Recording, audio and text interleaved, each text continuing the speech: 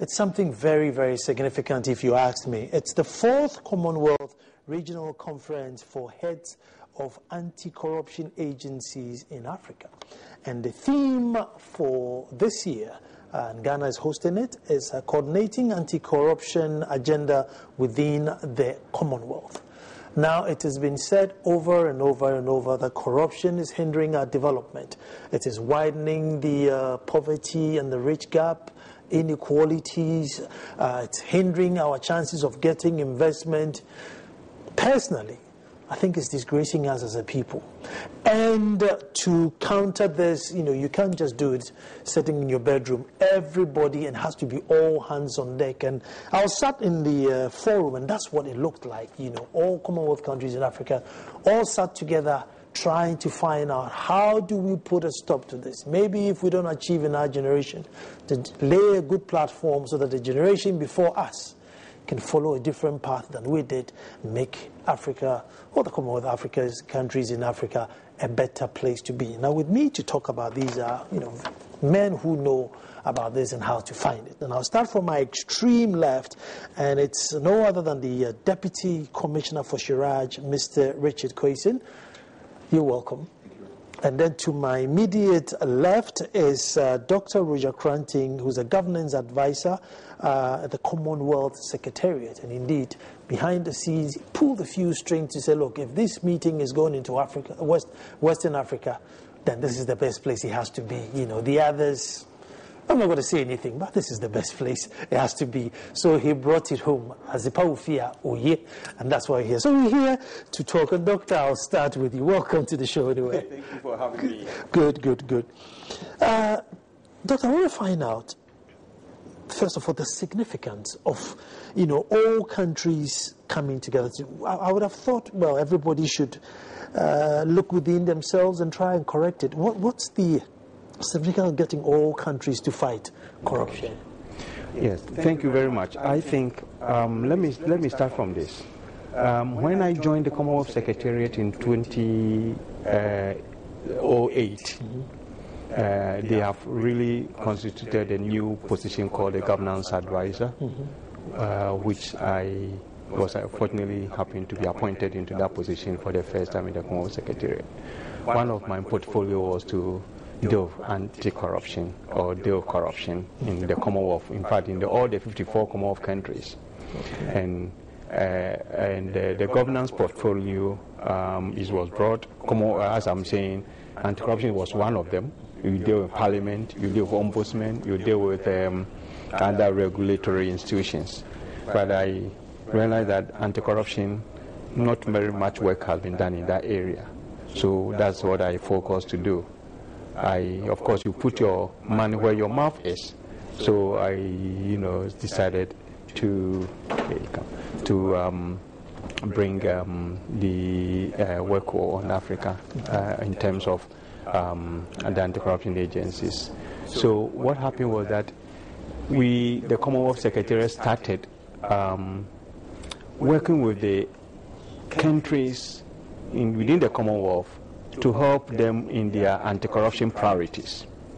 Originally what happened was that these institutions have been given donor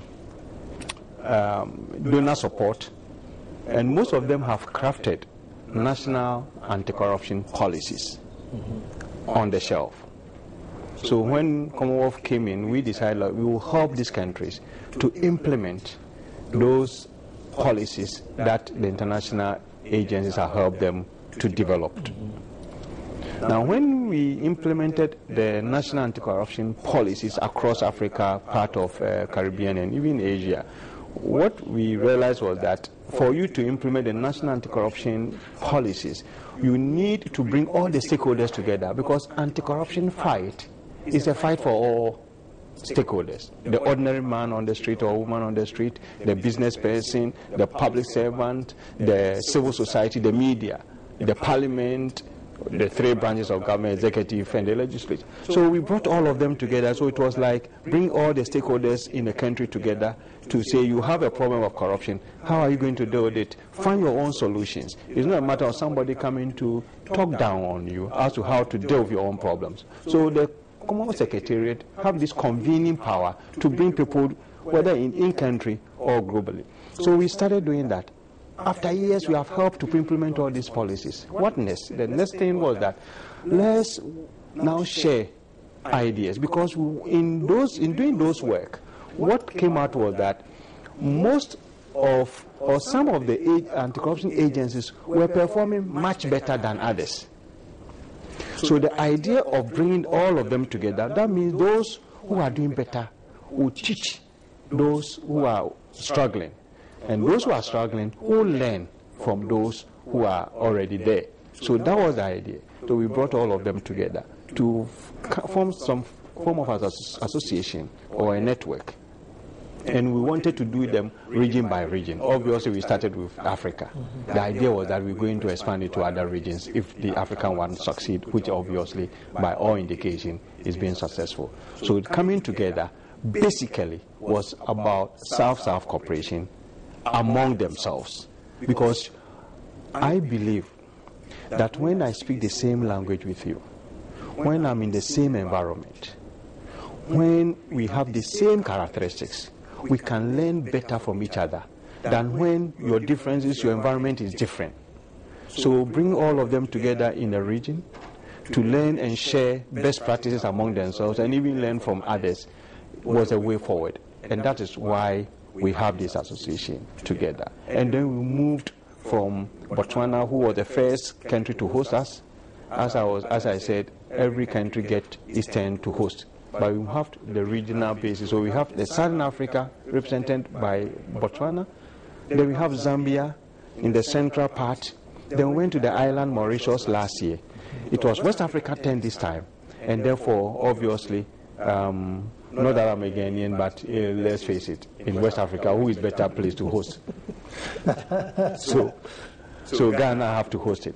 Of course, Nigeria could have hosted it, or Sierra Leone or Cameroon, but of course Ghana get to host it. So that's why we are here today. Very good, very good.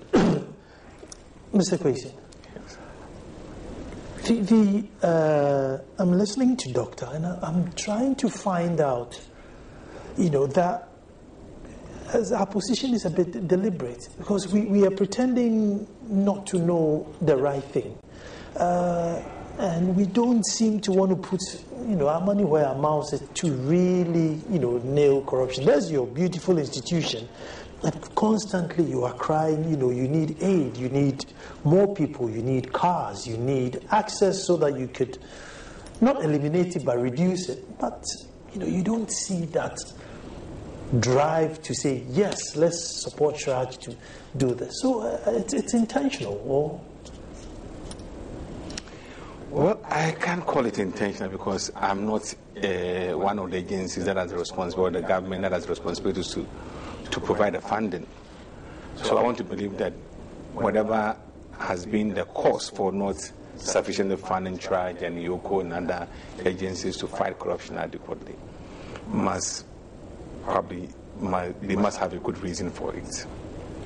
But I agree with you that sometimes it looks as if we are not prioritizing sufficiently. Because if you have resources leaking in this fashion, and we hear of reports in the media daily about corruption here, leakages there, etc., we would want to at least, if for nothing at all, fix some of the immediate problems before you look at other things. So if we are generating revenue and the revenue is going down the drain, it's leaking badly, and we are not fixing the leakage, it sometimes beats a bit of our imagination as to whether we really have put our hands on the problem properly.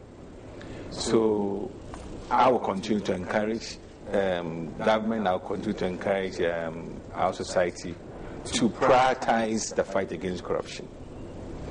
Incidentally, corruption, the face of corruption is changing almost every day, and people are investing in corruption. So we must also invest in the fight against corruption if we want to beat them. But unfortunately, investment in corruption, in the fight against corruption in Ghana, happens not to be catching up with the investment in corruption. So we are, and I understand why the public sometimes think that we are doing nothing, or I've heard even people virtually pass a vote of no confidence in charge in Yoko. Well, some of you understand the challenges that we face. But it should also not be that because we are not getting sufficient funding or we're not getting the support that we require, we should also not be doing our work. I think that we should be doing as much as we can and let our records show whether we are actually being relevant to society, whether we are making a mark in society, whether we are serving the purpose for which we have been set up. So we will play our part, and we expect government, we expect other key agencies also to play their part in providing the necessary support and funding. So that's because, a little bit of consequences, it's a good deterrent, if people know that there are consequences for their actions. But, like you said, you hear in the media whether they are allegations or not. But for the general perception, it's like it seems like a free-for-all. The perception is free-for-all.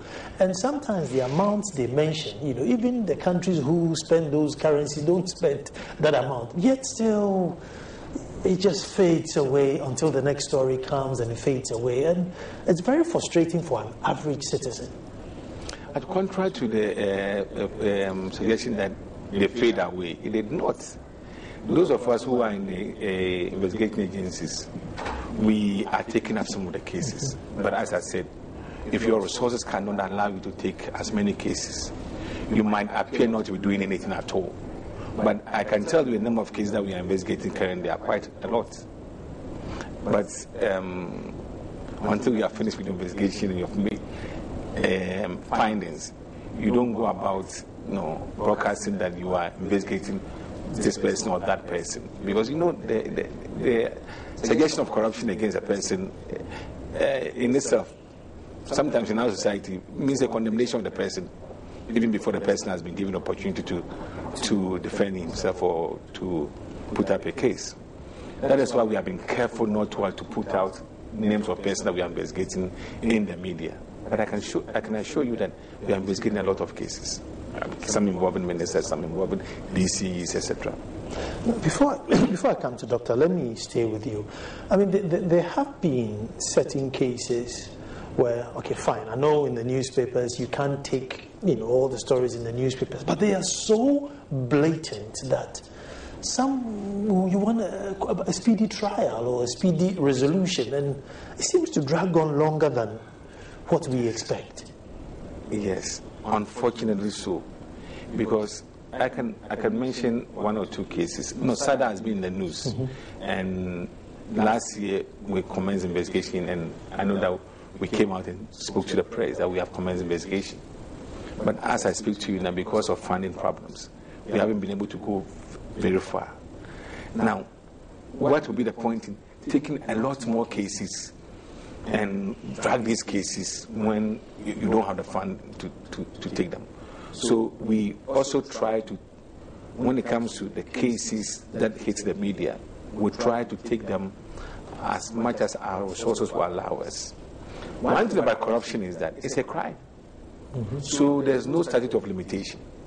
So if tomorrow we have money, I can tell that there are some cases that we started investigation this year, but it came out about 3 years ago. So the fact that we haven't investigated a case today doesn't mean it's dead. Doesn't mean it is dead, no. I'm going to take a break here, and then when I come back, I'm going to Doctor. One thing that the president said was that they're going to set up some appraisal for ministers. But then, as you said there, do you know what the minister's role is, and what is he going to be appraised for? So that what are the measures? What is the average minister supposed to do or achieve so that we can all appraise? Stay tuned. Hello and welcome back. As the conversation is getting interesting and there's so many important people to talk to, we now have on our panel the Deputy Secretary General of the Commonwealth Secretariat, Mr. Daudat Maharaj, and Dr. is still here with us, and we are still talking. But just before we went on the break, I just wanted to find out, with the appraisal of ministers, Doc, we don't know what their roles are for, it to be appraised. There are never any timelines to say, look, Minister for Agric, you've come in when the cocoa is 600 tons, and within 2 years you need to do 700 tons or 800 tons. So you can call them and say, listen, you haven't done your work, or you did your work, or maybe because of the rain. So how's that going to work? Yeah, that is interesting, because all ministers were appointed at the pleasure of the president. And the president of the republic, by our constitution, will have to delegate his authority to the ministers, of course, and also that of his cabinet. Now, such portfolios, a minister supposed to be implementing sector policies, because the president is answerable to Ghana in all policies in the country, whether it's agric or social, like education, health, water, or infrastructure, or whatever. However, we also appreciate that the president cannot do it all. That's why you have to have ministers to spearhead each of these sectors. Now, the ministers have to develop and implement policies of the government based on the government or the ruling government manifestos or priority areas. Now, it's the president of the country that have the priority and giving it to the ministers.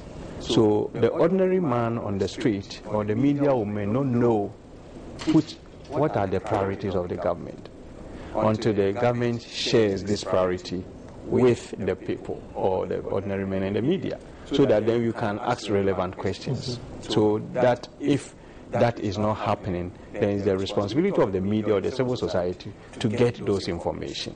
That as a minister or this ministry, what is the government priority in this area? That you task your minister to implement and deliver results on that. 2, the performance appraiser.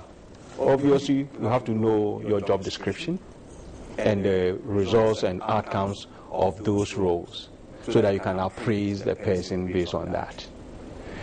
Ministerial positions is a little bit of technocratic, but more of managerial. See, an argument has been put across, that should we appoint a technical person to become a minister of that sector, or we should appoint a journalist to become a minister of that sector? In fact, the literature says that it is only few ministries that you need a technical person, like the attorney generals and justice minister have to be a lawyer, and probably the finance ministry you have to be economic, yeah, that's right. The Auditor General report that they release every year, I've been finding some of these ministers or ministries capable of certain offenses or crimes. And over the years, they keep reporting that nothing has happened.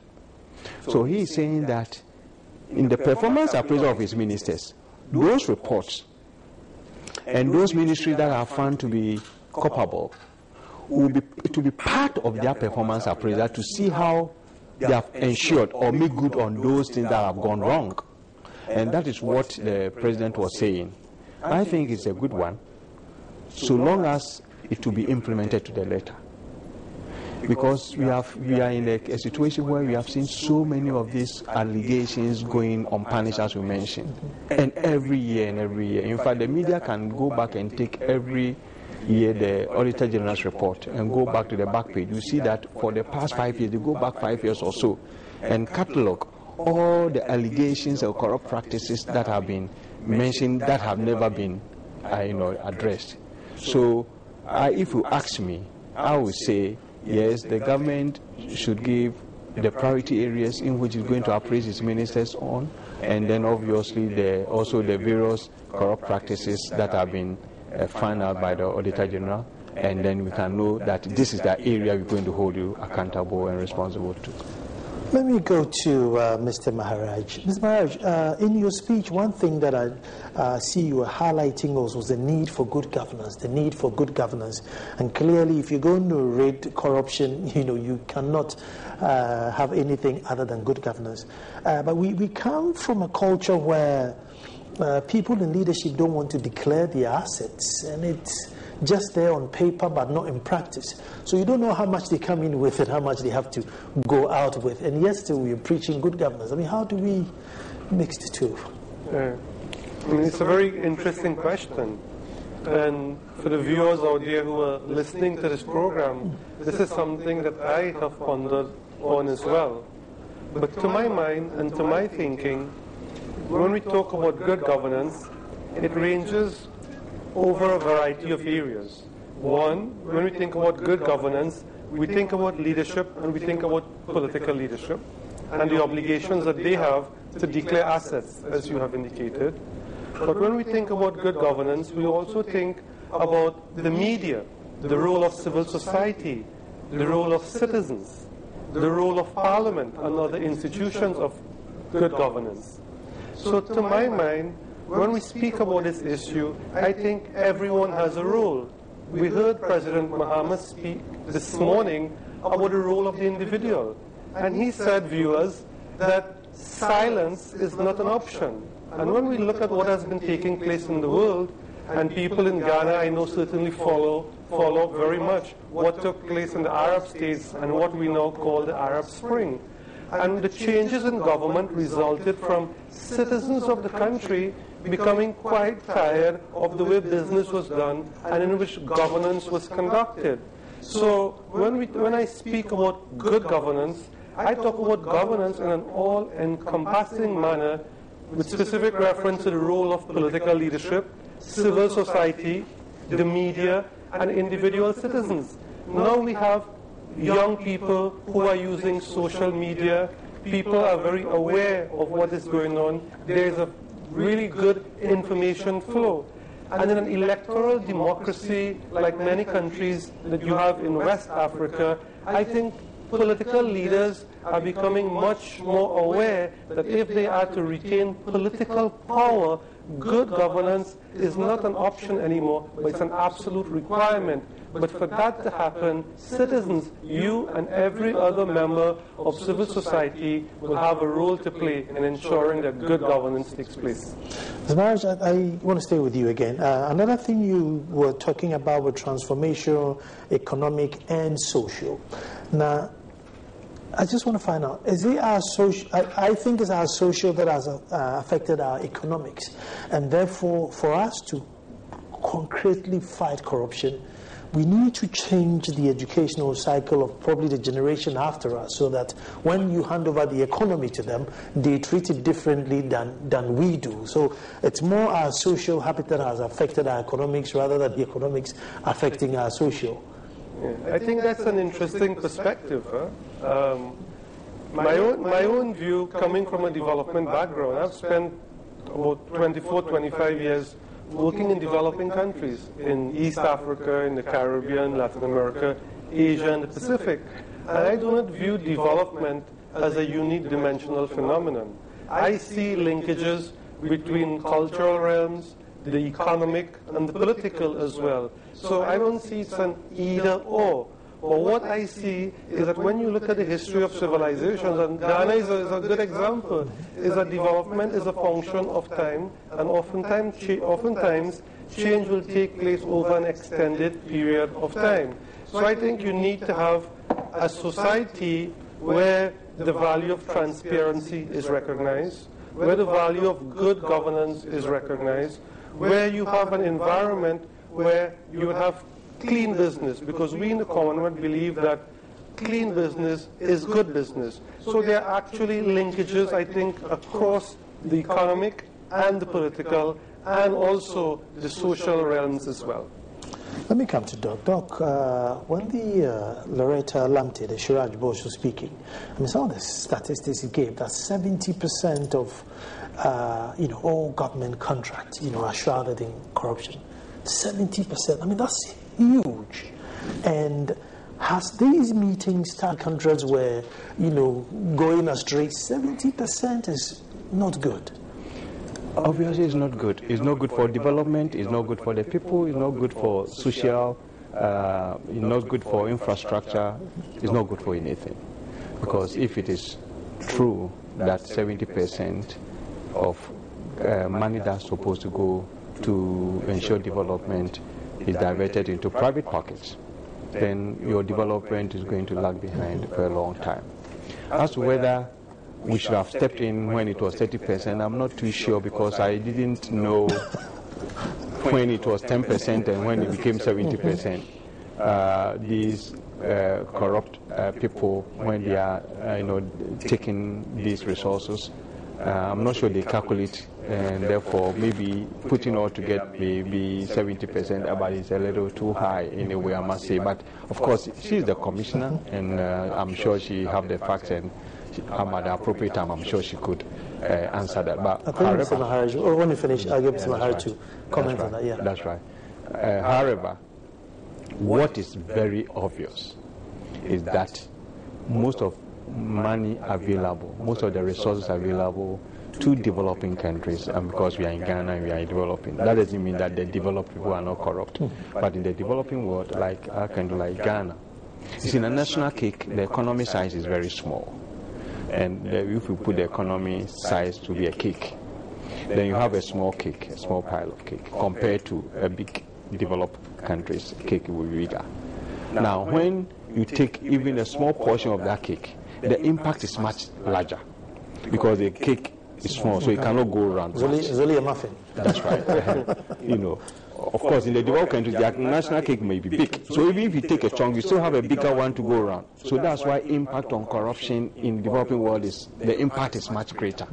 And that's why we should do everything to try to prevent this corruption. Because you have all these statistics, 30% of money available for development is siphoned outside, 40% of procurement resources are diverted to private gains. All these statistics show that we are still trying to grappling with corruption, and corruption is hurting.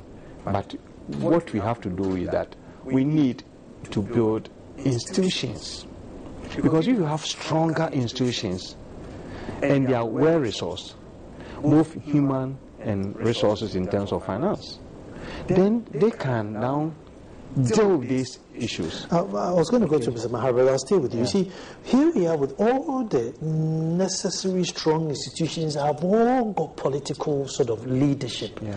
And if you build an institution and you put me as a head and you pay my bills, it's very rare for me to come back and say, hey, Doc, I don't like your tie. Because I need to survive, and it's a human instinct. So how do we build strong institutions with political heads?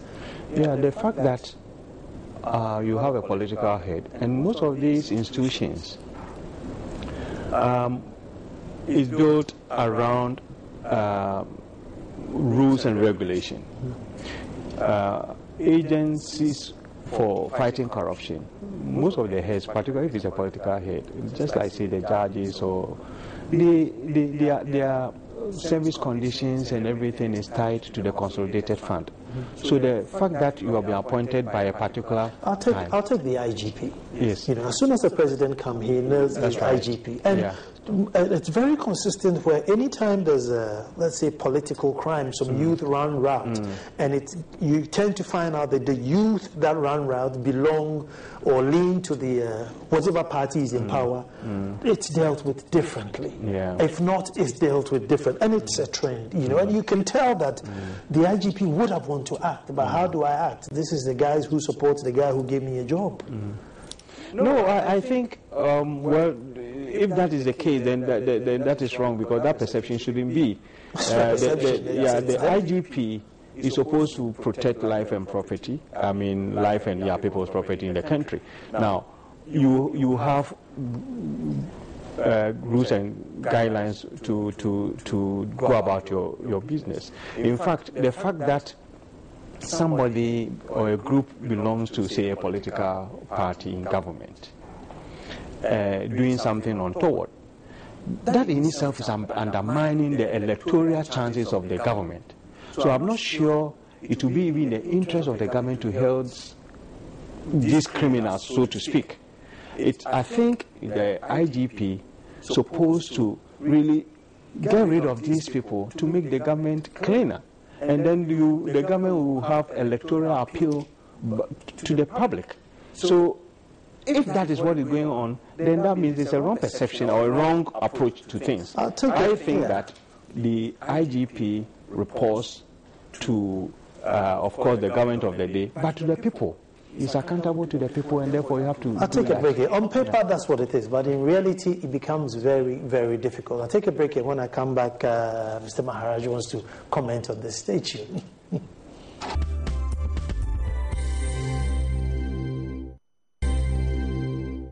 Hello and welcome back, and obviously we are the 4th Commonwealth Regional Conference for Heads of Anti-Corruption Agencies in Africa being held in Ghana today, and today's the theme is coordinating anti-corruption agenda within the Commonwealth. Obviously you'll be watching this later, but this was held on Monday, so it was Monday. You'll be watching on Wednesday. But Ms. Maharaj, let me come to you. I'm sure you wanted to react to that. Yeah, I think you asked a very interesting question, because a quote was provided today that 70% of contracts in Africa, the procurement contracts, they are tainted with corruption. I don't know the specific details, nor the source of the data, so I trust the colleague who made the observation. But from my standpoint, what is really interesting is that we're actually sitting here today, viewers, having a conversation about corruption. And I think it starts with a conversation, it starts with the data.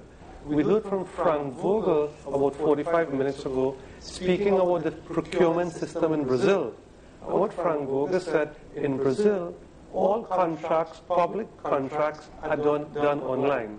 And whenever you have such transparency, it significantly reduces the risk and prevalence of corruption.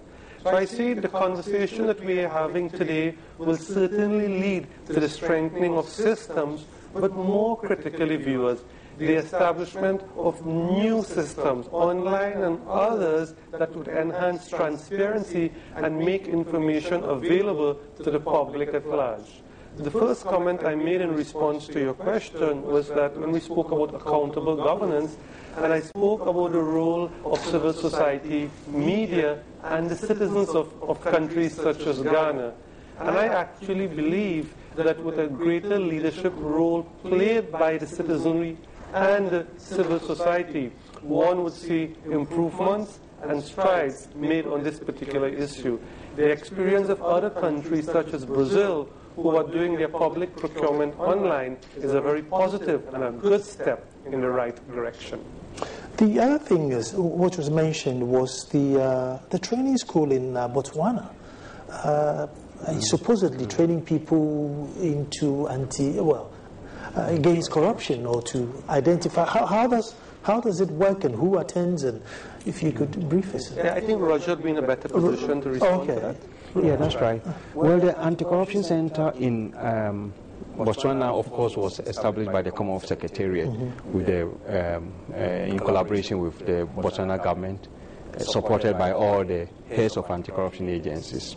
Now, when we met as heads of anti-corruption group first time, what we did was we did a needs assessment of all the agencies. What are you lacking?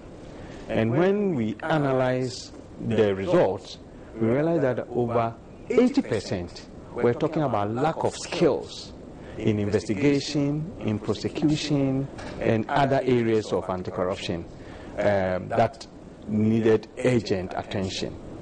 So the center was then asked to take on the capacity building needs of these agencies. What we did was that most of training programs that were being held, and we have noticed that all over in Africa, you go for a 5-day course, the next time you are running for another 5-day course, the next week you are running for another 5-day course, nobody evaluates it, we don't check the outcomes, we don't know what is going on, whatever you have learned anything. So we decided at the center to do it differently. We call it what the professional action learning program. Basically what it does is hands-on application. So you hold the participants for 12 months, and you come to the center for 3 interventions of 1 week. The first intervention, you will be given the skills, but you will also be given a project that you have to design with the resource person. Then you take back this project to your country and implement this program. Then you will report back with feedback, achievement, challenges, and outcomes, before you are invited to the second phase of the program for another week. Then when you come, you present that case with your peers, and it will be reviewed, and you'll be given additional skills. Then you go back to complete, and then come back to share the final presentation, final project. So you could see that application, evaluation, and feedback is built in the process. Another thing we also recognized was that most of the time when the training programs is organized, junior staff are sent. They learn new things, they come back because they don't have any authority to implement new things. That's the end of it.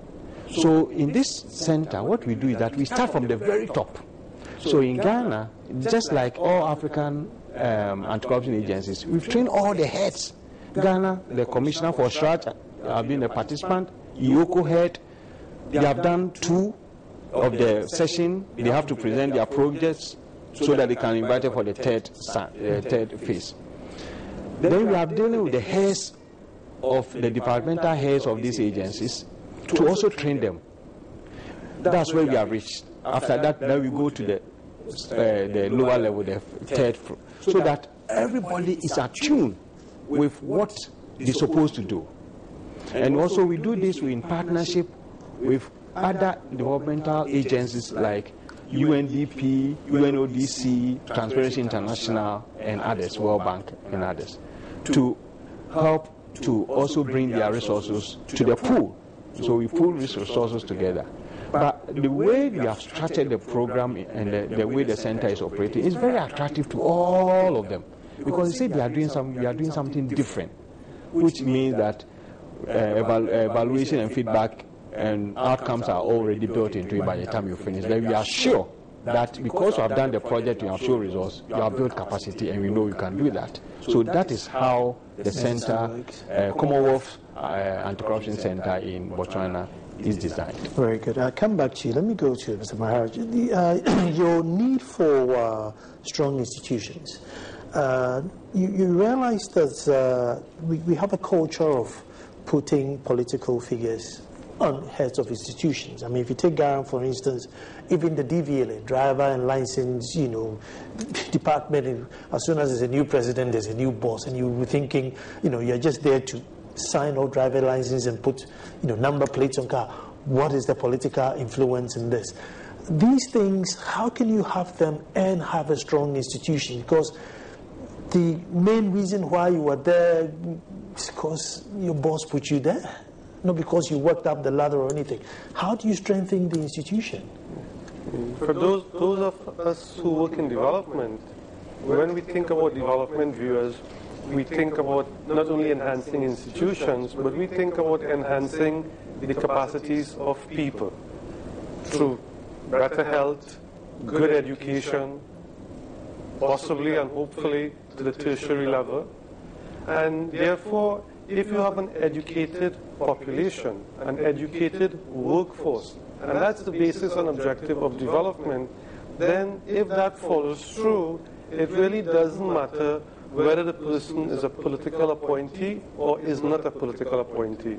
The more fundamental issue that we have to ask is that, do we have the systems and the capacities to strengthen and to educate and give our population the skills that are required to serve in a wide spectrum of positions and functions? When you look at developed societies, the US, for example, and you have someone being appointed, even though he or she may be a political appointee, more often than not, this would be a highly skilled, very competent, and well-educated person. So I would look at the issue and the question differently, because in the societies that we live in, the constitutions and the other arrangements are designed in such a manner that invariably they are political appointees. Whether we can change that overnight, I do not have the answer. But to my mind, we have to look at it from a human development perspective to ensure that the people who are given these appointments have the capacity to do the job and do it well. In issuing driver's licenses, in working in the